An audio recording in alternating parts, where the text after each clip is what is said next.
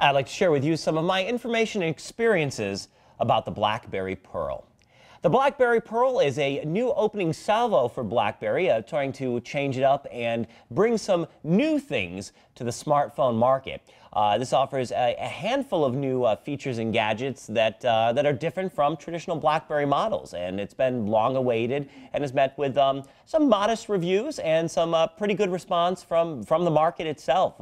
BlackBerry users are very happy to move up to this unit, and it's actually brought some new customers up to the fold. So let's talk a little bit about some of the features and gadgets located on it.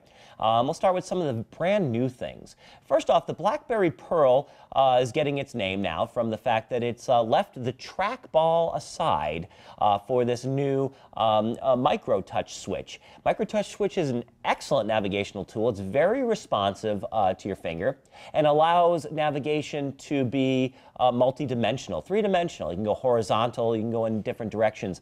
Unfortunately, at least now, the operating system hasn't caught up with the use of this new peripheral, or not peripheral rather, but input device on it. You're going to find yourself more often than not using this ball just to scroll down lists. The graphic interface, the frustrating part about it is that to take a look at the other phones in the market and the direction that they're going, especially for a company as prolific as BlackBerry, to leave its users out in the cold with some major lack of graphical interface features. You spend most of your time looking at black words on a white background with a blue indicator sometimes to allow you to know where your cursor is to select it. It's very reminiscent of the MS-DOS age. Not to sound snobbish, but in this day and age, I expect a lot from our smartphones. And the operating system interface just lets me down. Now, the SureType QWERTY style keyboard, for those of you who are used to using smartphone keyboards, you're going to find it to be a dream. It's actually a very nice keyboard. It's using 2 characters per button, and with our speed testers here, they were able to wing through it and gave, well, I guess, thumbs up reviews. But they were able to use it. The one thing that we did find is that there was a poor fit and finish on the phone.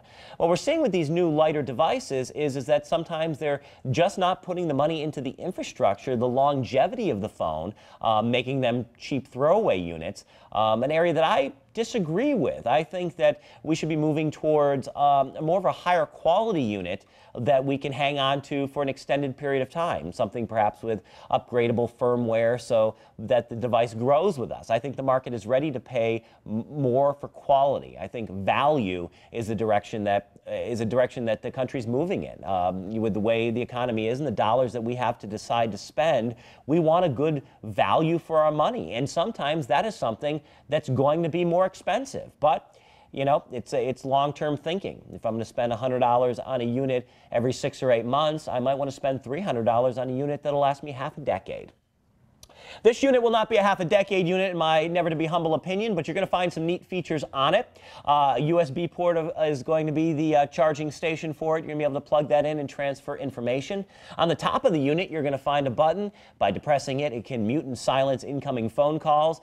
Also, you'll be able to find that it will actually put the unit to sleep and lock the keyboard to protect from pocket dialing.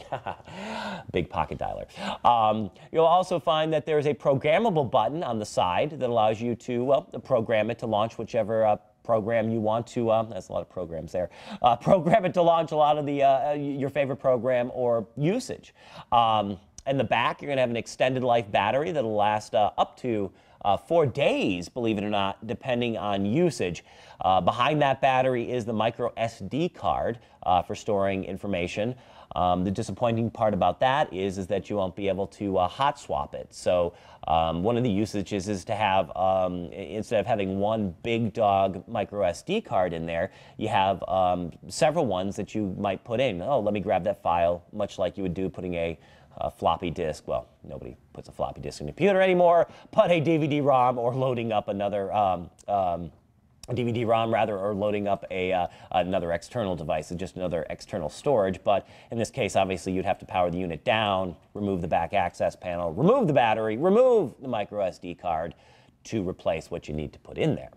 The other thing is you're going to find that welcome to the party, a camera in the back of the unit. So now you can really move up into the next level of living in the digital age, of being able to take photographs and email and text video, text message, or still text message them out. It is supported with an LED flash on the back of it for lower light situations, and so you got that going for you.